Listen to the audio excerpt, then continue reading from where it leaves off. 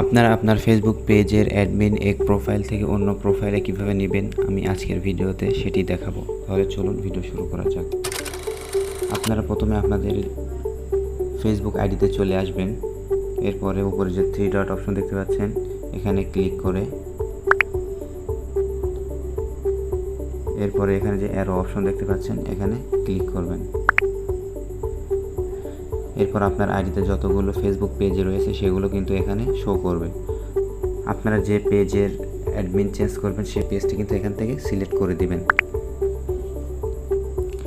Select করা হয়ে গেলে এখানে যে প্রোফাইল আইকন দেখতে পাচ্ছেন এই প্রোফাইল আইকনে ক্লিক করবেন।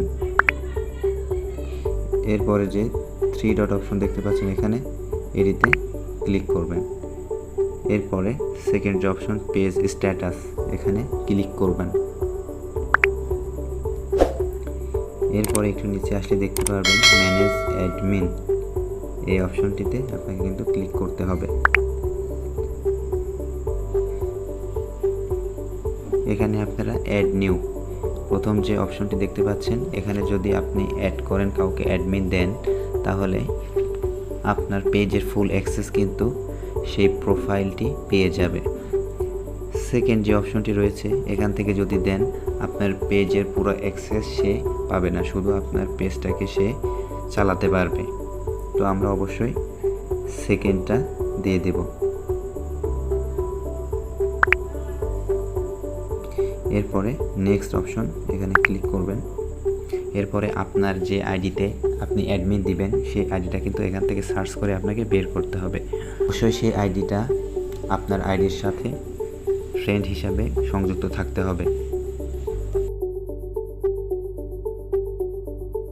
আমি একটি আইডি সিলেক্ট করে নিলাম। এরপরে এই 3টি অপশনকে আপনারা ওপেন করে দিবেন। এরপর নিচে যে গিভ অ্যাক্সেস এখানে ক্লিক করবেন। এরপরে আপনার ফেসবুক আইডির যে পাসওয়ার্ড রয়েছে সেই পাসওয়ার্ডটি কিন্তু এখানে দিয়ে কনফার্ম করলেই আপনার সেই আইডিতে একটি নোটিফিকেশন চলে যাবে এবং সেখান থেকে কিন্তু অ্যাকসেপ্ট করলে আপনার পেজটি ওই আইডিতে চলে যাবে। আমি যেহেতু আমার এই পেজটি অন্য আইডিতে নিব না এর জন্য আমি এতটুকুই আপনাদেরকে দেখালাম। আপনার কনফার্ম করলে খুব সহজভাবে করে নিতে পারবেন। ভিডিওটি ভালো লাগলে অবশ্যই চ্যানেলটি সাবস্ক্রাইব করবেন এবং পাশে থাকা বেল আইকনটি বাজিয়ে দিবেন।